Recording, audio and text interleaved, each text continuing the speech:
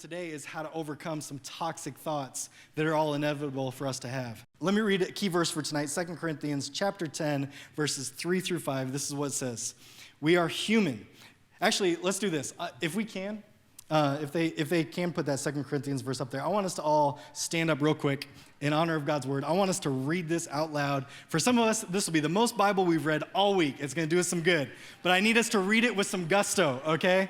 So, which just means read it loud and like you're glad to be alive. Here we go. 2 Corinthians 10, 3 through 5. Here it says, we are human, but we don't wage war as humans do. We use God's mighty weapons, not worldly weapons, to knock down the strongholds of human reasoning and to destroy false arguments. We destroy every proud obstacle that keeps people from knowing God. We capture their rebellious thoughts and teach them to obey Christ. That was good. Give yourselves a round of applause. That was fantastic. You can be seated. Teamwork makes the dream work. Here's what that verse is saying. In this world, they wage war a completely different way than we're supposed to wage war. They have a physical enemy. They think it's because this person or that person, because this happened or because that happened, or because this didn't happen or that didn't happen. But you have to realize we need to see beyond that. If we believe that God is the God of the universe, that we believe in God the Father, God the Son, and God the Holy Spirit, then we have to believe everything the Bible says, which is that there is a real enemy, that there are real evil spirits, that this is a spiritual thing that we're dealing with. And if we're trying to fight a spiritual war with physical means, we're going to lose every single time.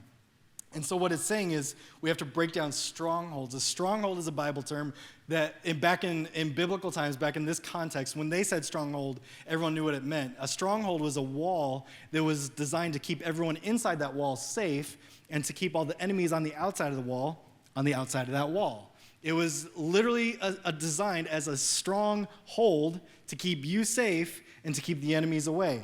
And so in this context, when it comes to toxic thoughts, what a lot of us have done is we've built up walls inside of our head, keeping the bad thoughts in and preventing God's truth from entering our minds. I was kind of thinking like this the other day. I was making coffee. You guys are a little bit young for this, but is anyone coffee lovers? Any coffee lovers in the house? Like no cream, no sugar, like black coffee. Yeah, I just lost everyone in the room. It's because you're not making it right, okay? So I was making my pour over to perfection, I will add. And I noticed that my Chemex, which is made of glass, was tinted because of the coffee. So it's kind of like this. If you were to look at my coffee, you would think the water that I was pouring into that coffee was nasty. Like it would look like it had a tint. But I know the truth. The truth is that I boiled that water that is pure, that I poured that pure water into my Chemex, which is perfectly clean. But you're only going to see it through that filter. And some of us are only seeing life through that lens. We're not realizing the pure thoughts and the purity of God's truth in our lives. We're only realizing that what's come in, we're now viewing through this tainted lens that we put up in our life. It's how we see the world. And so we've got to learn how to destroy those strongholds, how to take down false arguments. Satan is called the father, or the prince of the air and the father of all lies, that his only power is to lie to you. He has no actual power. His power is to lie to you and convince you to believe those lies about yourself, about the world, about the people around you. And so when we say that we have to take down false arguments, you have to know God's truth and how to combat the lies of the enemy. And we have to take captive all those thoughts and teach them to obey Christ. So in other words, when was the last time you thought about what you're thinking about? Like, when was the last time you just stopped and reflected? Call it meditation, call it a prayer life, call it what you want to call it, but you just quieted your world around you, and you just thought about what's been going on inside your head. Because if you don't know, you can think exponentially faster than you can talk. Some of you can talk real fast, but it's like a couple hundred words per minute max, and we're capable of thinking thousands of words per minute. Does that help anyone make sense on why everything's so jumbled in here all the time? That you're thinking like 4 lines of thought at the same time, and sometimes the only one in front of you, like the outward world, you have to like catch up to sometimes. I'm that same way. And so it's so important to stop from time to time and think about what you think about and realize that some of you got some stinking thinking. That you've allowed the enemy to just infiltrate your mind, and you've built up a wall to protect those lies in your head. And so what we're talking about tonight is something that we talk about from time to time that we call the sabotage cycle. The sabotage cycle. And I promise you, if you can get this principle in your life, it will change everything about your future. I promise you. It'll change the way you live out the rest of your high school days. It'll change the way you approach college. It'll change the way you approach getting a job and a career. It'll change the approach of your ability to get a spouse someday. It's going to change everything about your life. I'm not overstating that. I promise you. If you can learn to think how God wants you to think, everything else is going to fall into place. And so there's 4 components to this cycle. First one is the event of the sabotage cycle. This is either moments, this can be individual moments, or this can be long-term experiences. The event can be your childhood. The event can be 4th grade. The event can be like ages 7 to 9. Like it can be an extended moment, or it can be September 11th, 2001. It can be what happened last Friday night. It can be what happened last Wednesday night after you thought you made some major changes here, but you still went home and did that thing. It can be what you did tonight here when you're supposed to be worshiping God, but you're doing other things. It can be an event, or it can be a moment, or it can be an extended season of your life. These can be hurts, these can be traumas. And like I said, you heard a piece of my story. A lot of people think, well, I've never experienced anything like that. I've never had a loved one commit suicide. I've never experienced the loss of a loved one. I've never blah, blah, blah, fill in the blanks. But you have to realize anything major in your life can be traumatic. Some of you've moved, maybe even just moved schools. That can be traumatic. Like changing everything about your world, all your friends, everything you're comfortable with, that can be a traumatic event in your life. Even good things can be traumatic. That's why a lot of times when couples get married, it doesn't always turn out exactly how they thought, and the entire lifestyle change of living with someone and having responsibility for someone and all these things can be difficult. A lot of times they have what's called failure to launch, where people are staying in homes longer and longer because they're so afraid to get out there and get their own place or their own job and live out on their own, because even though it's a good thing, it can be so different that it becomes a traumatic thing. And what happens is if we don't deal with the trauma in our life, it wrecks us from the inside out. It can also be generational. Like I said, you heard my story. I've got uncle, father, brother. There were generational curses in my life. There were things that got passed down from generation to generation to generation to generation. And if I didn't know what I knew tonight, I would be a wreck right now. I would be living I would be believing those lies. Lies that would say, these are my lies, I don't know what your lies are, but lies that say no matter what, you're always going to be a failure. Because that's all I had seen was failures from men in my life. And so it was no coincidence that everything about my life says, you're going to be just like them no matter how hard you try. But I had to acknowledge one day that it was a lie and not the truth. Because it wasn't what I wanted, and it for sure wasn't what God wanted. So if it wasn't what I wanted and it wasn't what God wanted, then it was probably a lie from the enemy. But some of you have owned that as your own, and I'm going to get to that later. But here's what I want to say. What you've been through and how you interpret it are 2 different things, okay? What you've been through and how you interpret it are 2 completely different things. For instance, freshman year of high school, I had hoop dreams. I had visions of being a basketball superstar. It's not that funny. Like, come on. You're already ahead of the story. I didn't make the basketball team, all right?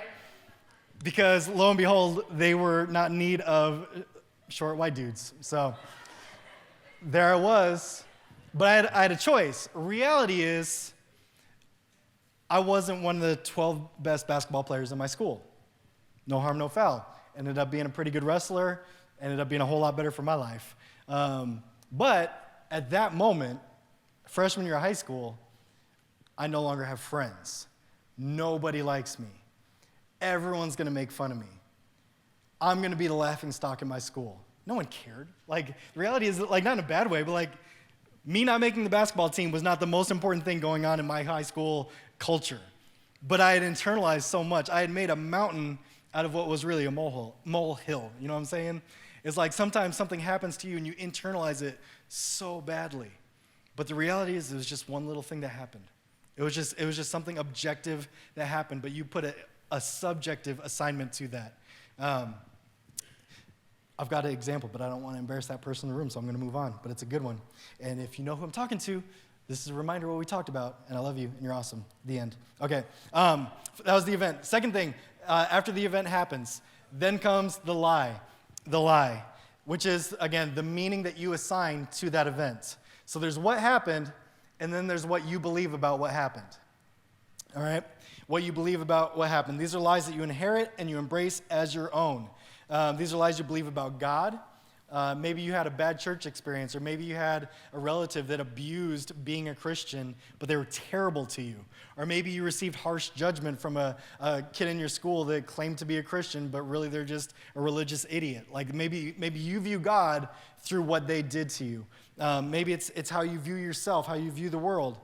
Let me say this, the event is not what gets us stuck. It's the interpretation of that event. I love Lou Holtz, famous Notre Dame coach. He used to always say this, life is 10% what happens and 90% of how you respond to what happens. In other words, the events that happen in this life, those aren't the major things. It's what we do in response to those things. It's how we respond to failures. It's how we respond to failing a test or not getting the job that you wanted or not getting the date to the dance that you wanted or whatever that looks like. It's not about what happens. It's about how you respond to those things that happen, both good and bad. Some of you, handling failure, that's no problem for you. Handling success, like that's another thing altogether. Like you get one little win in your life and you think like you deserve all of heaven and earth, that people should just be laying down treasures at your feet because of how awesome you are. This can go both ways. It's not about what happens, it's about how you interpret what happens. Kids are very good receptors. As a dad, I've learned this very well. I've gotten to the point where parents have like three languages. They have like human to human language, they have adult to kid language, and then they have parent to parent while the kids are nearby, but they got to use this code language. And it's really just like softer and quieter and faster. And we think that like if we just talk very adult-like in a softer tone, that our kids in the back seat won't hear everything we hear that we're saying, but they do. They hear everything, and they're very good receptors of what happened. Some of you guys know this. You guys know a whole lot more about your family than your parents think you know. Because you hear a whole lot more. They think that they each built these like ironclad safes in every single room instead of 3/4-inch drywall between the rooms, right? And you're like, I can hear you. You're shouting. Like I know what's going on. You know the stresses that your families are facing. You know the arguments that your parents get into, even though they say, go to your room. Even though they say, don't worry about the adults are talking. Like whatever that might look like. Kids are really good at picking up things, but here's the deal. They're really bad interpreters. They're really good at hearing everything, but not so great at interpreting everything. And this happens at an early age. And what can happen is when you start interpreting a lot of things wrong at an early age, by the time you're in middle school, high school, you think you've got the world figured out, and it is 110% false. That something could have happened in your childhood, or you could have seen something. In fact, statistics say that your generation has its worldview based on 2007 when the economy crashed. Some of you guys were like 2 years old when that happened, or 3 years old, but for the first time ever, you saw your parents have to sell their house, or you saw you had a parent or a relative lose a job. You saw what used to be nothing but success all of a sudden had to scale back. And all the stats are saying you guys are saving more than any other generation. You're being more frugal. You're being slower to do things like get a driver's license, to purchase your own car, to move out of your parents' house. And a lot of people initially just thought this was being laziness of the current generation, when in reality, it's like this penny pincher thing where a lot of you are just deciding that you want to like be super savers, and you don't even realize it's because of what you saw when you were 7. And you're like, this is craziness. That's not true. It is. I'm going to keep digging into this, all right? Here's what you have to realize. If you believe these long enough, it goes from something you believe to something you are. And in high school, I had gone from a kid who had bad friends to a kid who messed up and didn't know how to say no to drugs, to a kid who did drugs a lot, to a druggie, an alcoholic. You see the difference? No longer was I this teenager that did drugs and alcohol. I was an alcoholic. I was no longer a kid that attended parties. I was a party kid. It was who I was. I didn't know how to live without being that person, without that behavior attached. And it was no longer about what I did, it was who I became. And that's something as a parent, I'm training our kids all the time when they mess up. What you did is not who you are. And you need to hear that loud and clear. What you did is not who you are. Bad behavior does not equal a bad person. It just means we need to change some of the choices that you've been making. But it is not who you are. One of the best questions we can ask is this: what if that's just not true? Whatever, fill in the blank on whatever it is. Maybe the world isn't out to get me. Maybe I'm not determined and bound to be a failure no matter what I do. Maybe you can live in purity. Maybe you will have a godly life and a godly marriage someday. Maybe you will get that dream job someday just because of this current setback. Maybe you will break everything that's happened in your past and you will go a different way from everything you've known from generation to generation to generation. What if the things that you believe just simply are not true? What if you've believed some lies? So that's the lie. Third part, so we've got the event, we've got the lie. The third part is the defense. The defense. This is high school in 2 words: the defense. Everyone thinks everyone's got it all figured out, but somehow God didn't give you the master plan that everyone else got. You didn't get that inbox message that says, here's how to live life in high school, right? And so what happens is everyone's got their own defense and nothing is real. You might as well be living in augmented reality, walking the hallways of your Monday through Friday. The defense. In other words, another way of saying it is it's how you escape. It's how you medicate the event and the lie you've attached to that event. And so now you medicate. I want to read through these, and so I want to make sure I get all of us all in the same boat, okay? Some of us, we act out. For whatever reason, we figure that bad attention is better than no attention. Some of us, our defense, our medication is anger. We cover fear and pain with aggression. Some of us, our defense is blame. That we don't take responsibility for anything. That no matter what we do, no, it was because this. It was because that. No, I didn't do this. My brother did that. My sister did that. No. It wasn't just me. It was also my classmate. No. I wasn't the only one that cheated. They left their paper wide open for me to look at it. Like, it can't be me. This is how society treats people like me. Like, no, you don't understand. It's because I'm young. No, it's because I'm a girl. It's because I'm this. Like, life is now against me. That's my medication. I won't take any blame, because if I take any blame, then I feel like I am what happened. And we own it all over again. Some of us, busyness, the 2019 cuss word. We're just so busy. You've got hurts, you've got pains, you've got trauma, you've had things happen in your past, you've got things that are going on in your life right now, and you just event it away. You're like, if I stay busy enough, I'll never have to think about it. If I focus all on my honors courses, I'll never actually have to think about what I'm going to do when I graduate. If I just get into my college early, then I'll never have to think about what I'm going to do after I get that $100,000 degree. You just stay so busy that you don't give yourself time to process what's going on in your life. Have I gotten all of us yet? No? I'll keep going. Some of us like control. We take inappropriate responsibility for fixing other people. You're the perfect one, even though your life's a wreck. And your friends think you're the most helpful person on the planet, and everyone brings their problems to you, but your life is just as jacked up as theirs is. But it's so much easier fixing other people's junk than it is to work on your own. And so you fix other people, or some of you guys just like to manipulate and stay in control no matter what happens. You control the narrative. I'm a big college football fan, as you guys know, and I heard a podcast lately where they were making fun of some of the college programs that allow no media access to any of their practices. And they're hailing some of these teams as preseason top 10 teams When no one's watched them play, they're only believing what the coach says. That coach is paranoid. He's lost a whole lot. Everyone makes fun of him, but he likes to control the narrative, because if he controls the narrative and he's the only one talking and he says, my team's a playoff contender, then everyone's just going to believe what he says because he controls the narrative. Some of you like to control every aspect of the scenario. You can control your friends. You can control your siblings. You like to be in charge of every situation because your whole life is out of control. But if you feel like you can control the narrative, you think it's going to turn out differently for you. Spoiler alert, it doesn't. Some of you guys, you have denial minimization. That's a big psychiatric word for basically saying you make everything feel like it's not a big deal.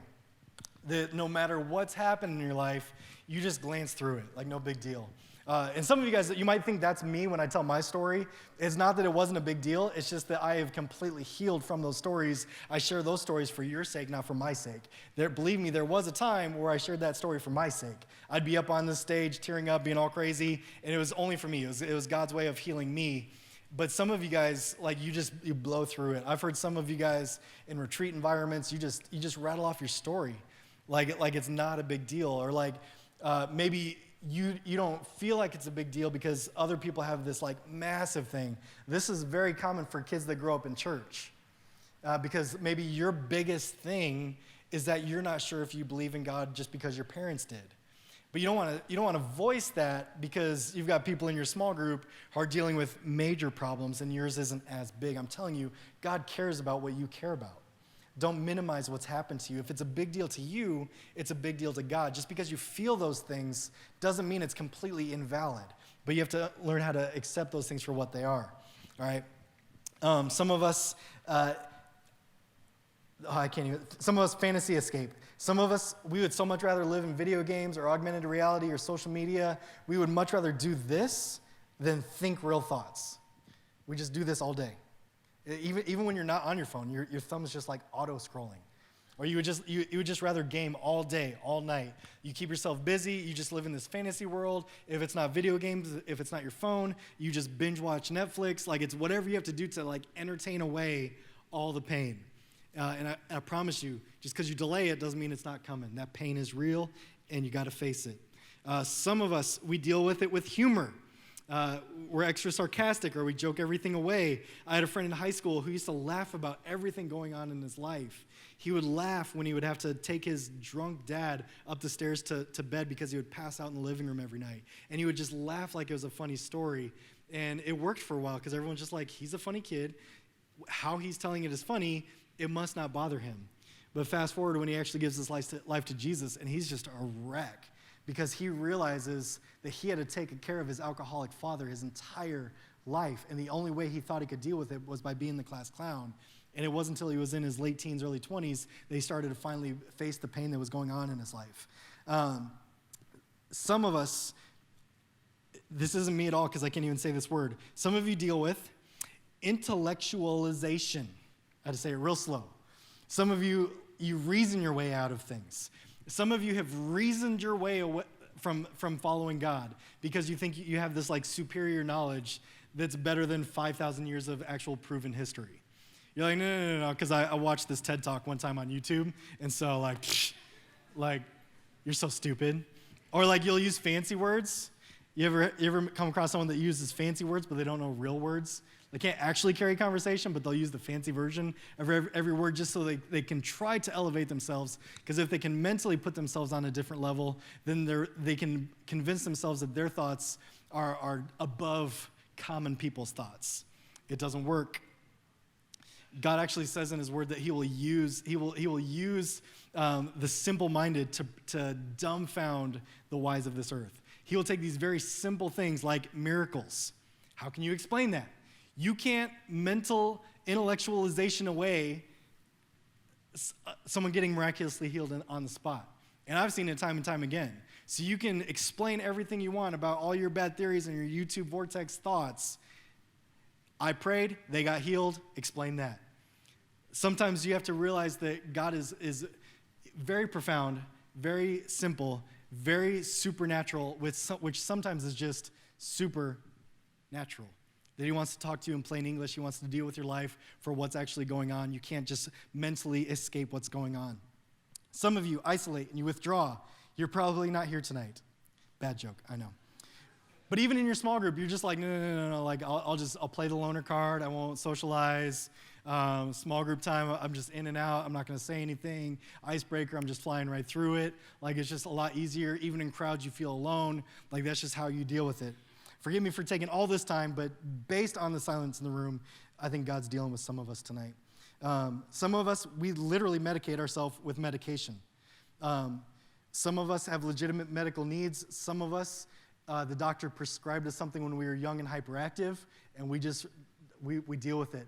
I had a good friend in college who was a Ritalin kid since he was like 5 or 6 years old. Reality was he just had a lot of energy and ambition, but his parents didn't like his hyperactivity, and so they medicated him. And he said he would tell stories of how he can literally remember his thoughts were perfectly focused. He just had energy, and his parents would force him to take the Ritalin so that they could subdue his hyperactive nature.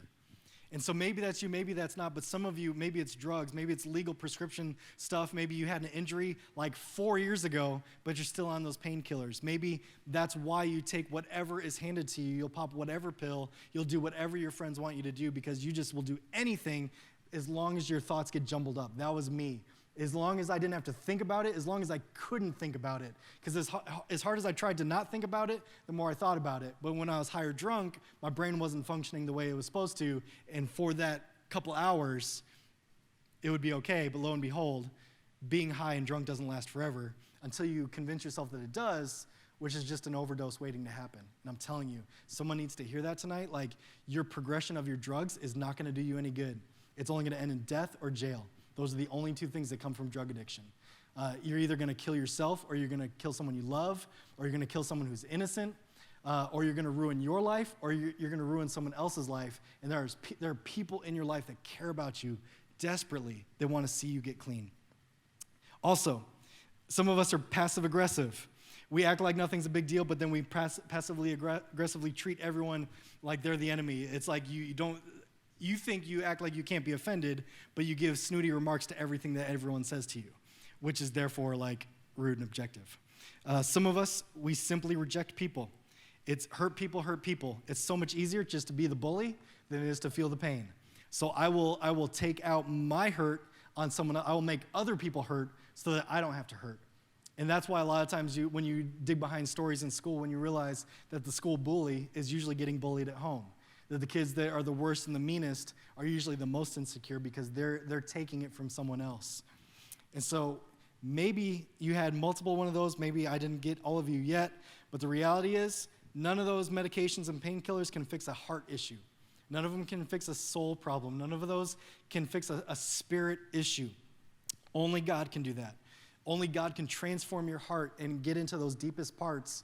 It says that his word is able to get between thoughts, to get between bone and marrow. He's able to dissect your lies from your deep inner, like, subconscious truths. God's truth can see past the lies that you've convinced yourself to believe. And so let me kind of get this out of the way also. Fill in the blank, or true or false, time heals all wounds. Split room. A lot of us have heard that. Usually at funerals, time heals all wounds. No, it doesn't. Time leads to infection. If you cut your leg open and just say time heals all wounds, you are going to lose that leg. I promise you. It will lead to infection. In fact, there's this thing called proud flesh. There's something called proud flesh, which is usually common in livestock. They oftentimes horses or cows or whatever will get their side caught on usually barbed wire or a fence of some kind. And what happens is the outer skin heals pretty quick, but the inner parts of the flesh does not. And they call it proud flesh. And what happens is it looks fine, but then if you poke it, it's extremely painful. And so what you have to do, you can actually look this up. What you have to do is you have to peel back the outer layer that's the facade, and you have to scrape out the infection continuously to allow your body to heal from the inside out. It's not just true in animals. If some of you guys are Capitol Retreat veterans, you guys remember a guy that told his story about the man who was broken his house and stabbed him several times?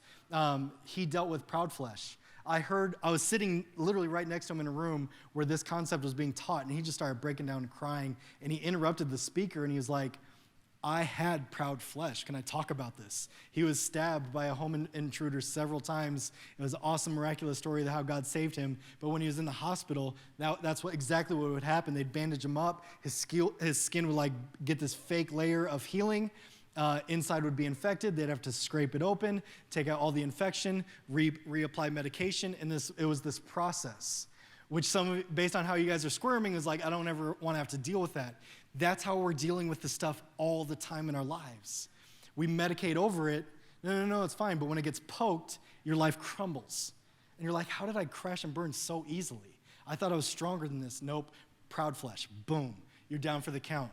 And until you let God open up those wounds and heal it from the inside out, you're fooling yourself. It's going to be proud flesh for the rest of your life. But I'm telling you, you don't age out of faking your way through problems. It just follows you the rest of your life.